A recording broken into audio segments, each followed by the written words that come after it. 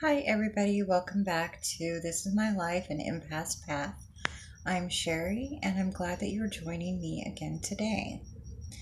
So when I started searching within myself and also doing research on doing this segment on the dark side of being an empath, I realized two things. Number one, it's heartbreaking. And number two, I'm definitely going to need more than one video to cover the dark side of being an empath.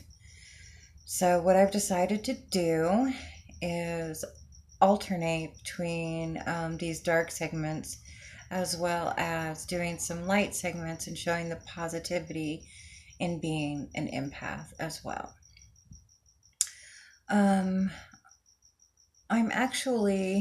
It's very rare what I'm doing, and I'm actually opening myself up to be called a fake empath. But I assure you, it is very real. Most empaths don't want to talk about their gift, and I guess it's my hope that maybe with these videos, other empaths or people who are sensitive, as well as maybe their friends, their family, or if you're in a relationship with an empath, you start understanding this gift a little bit more. My hope is that you realize that you're not alone. Maybe it's just my ultimate way of giving with this gift. But with that being said, let me go ahead and get started with this. The first segment on the dark side of being an empath.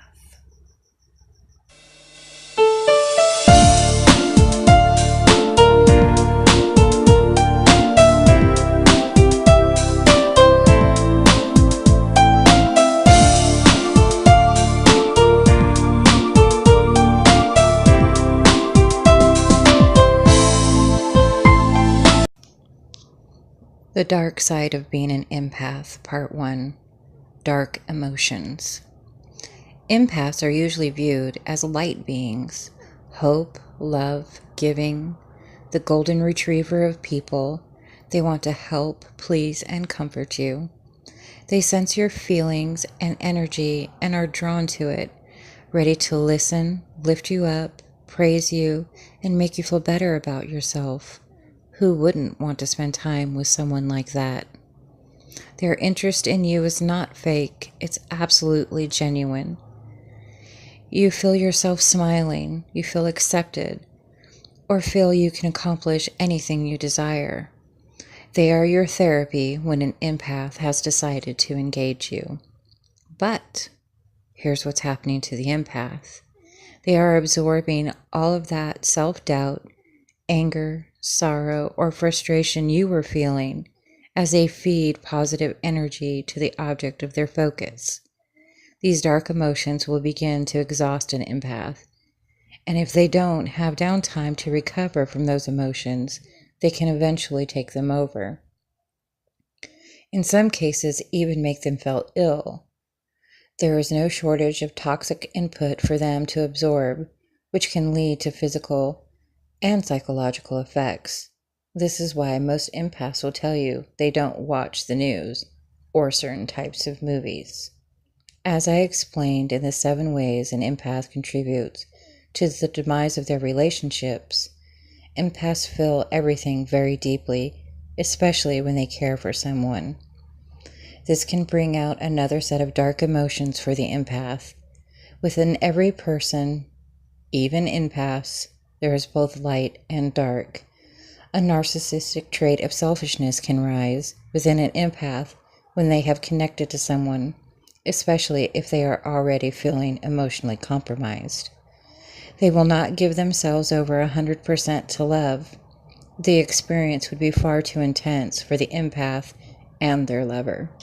The normal person simply can't take it and often will end up leaving the empath with reasons such as, "You're too good for me," "You're too intense," "I can't give you what you need," "I am not the person for you."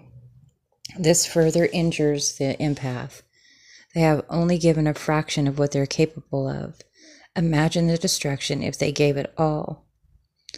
It is rare for an empath to find someone in which they feel vibrates on the same frequency as they do. When the other person's presence feeds their own energy, they will try to stay connected to it, but even this connection can prove to be damaging, especially if the other is a normal person who both craves and fears the connection. The empath will bounce between selfishness and selflessness, wanting the connection and being overwhelmed by the mixed emotion of their partner. The empath being open as they are, it makes them susceptible to narcissists and sociopaths, who appear to the empath to be someone in need of their warmth. Empaths, who are usually pretty good lie detectors, can be fooled by these two groups. They are giving to the narcissist or sociopath a steady supply of positive emotion, which is what they crave. But the empath is being filled with dark emotions, with nothing to refill themselves with positivity. The empath can start exhibiting these dark habits and doing things uncharacteristic of their own nature. They can find themselves wandering down a dark road until something finally happens that reveals their dark partner's true nature. They can find center again, but the effect and the cost to the empath is high. It doesn't sound like much of a gift, now does it?